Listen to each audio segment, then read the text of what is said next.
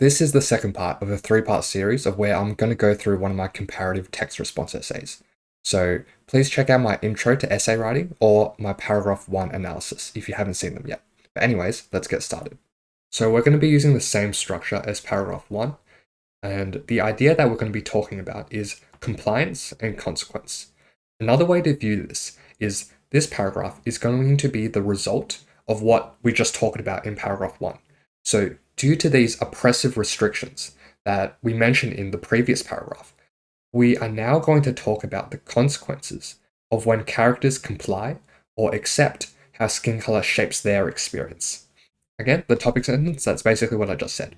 Starting off with the longest memory, I begin talking about Whitechapel. So he's presented as the model slave who attempts to suppress associations with his lost heritage because he's trying to live a good long life. Now, key thing to note here, with all character descriptions, or when you're trying to analyze a character, they are all representative of something much bigger. For example, Whitechapel might have been a real person, might not have, it doesn't really matter. What does matter is that he becomes representative of a wide range of people who share his same beliefs. So remember, when we're talking about one character, it's not just this solitary figure who had these views, but it's representative of a greater trend at that time. Continuing on, I talk about how his belief is flawed. How is that shown? That's shown through his willful forgetting, yet inevitable remembering. That's a good phrase because these two chapter titles are what characterize the book. So the book starts off with forgetting, it ends with remembering. So the fact that this cyclic cycle of traumatic experiences continues to, eat away at Whitechapel, and that results in a heavy emotional toll. And what Deguar says is that these traumatic experiences become intergenerational. So, as we mentioned before, Whitechapel represents a wide range of people. This trauma is intergenerational. It suggests that this pain is shared by not only one person, but across a broad range of people and for many generations. So that gives you an idea of how widespread the suffering was for people of color. Next, I talk about Sanders Jr. And even though he possesses slightly more agency and power, he becomes representative of a white underclass, determined to maintain their place in the social pecking order. So Sanders Jr., again, I'm talking about how he represents a wide range of people. He's not just one figure. He's representative of something much bigger. But even he has this emotional distress because he's caught between recognizing equality and the generational teaching that we are different from slaves.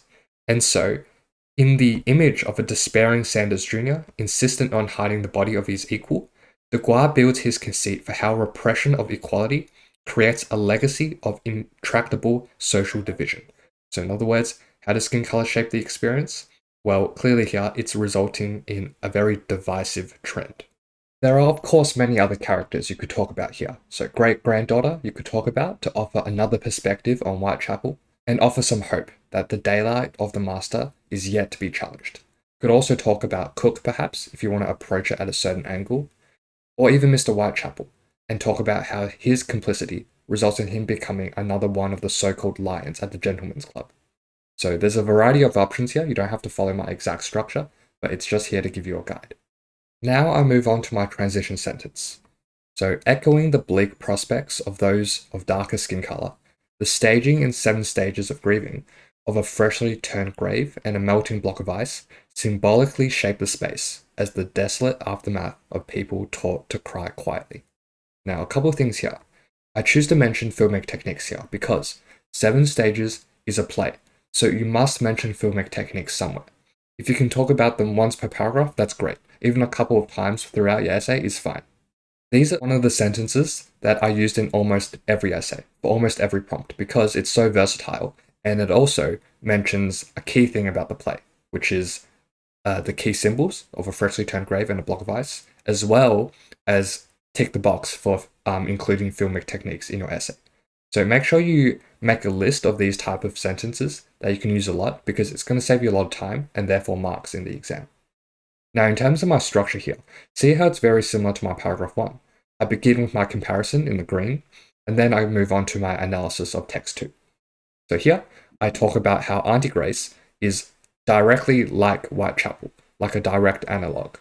But in this case, she's a bit different in the sense that she represents those who sought safety and acceptance through assimilation, but she does share a similar outcome.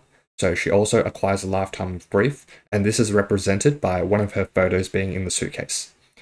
What you can do here is a bit different from Whitechapel, but you can mention a bit of hope.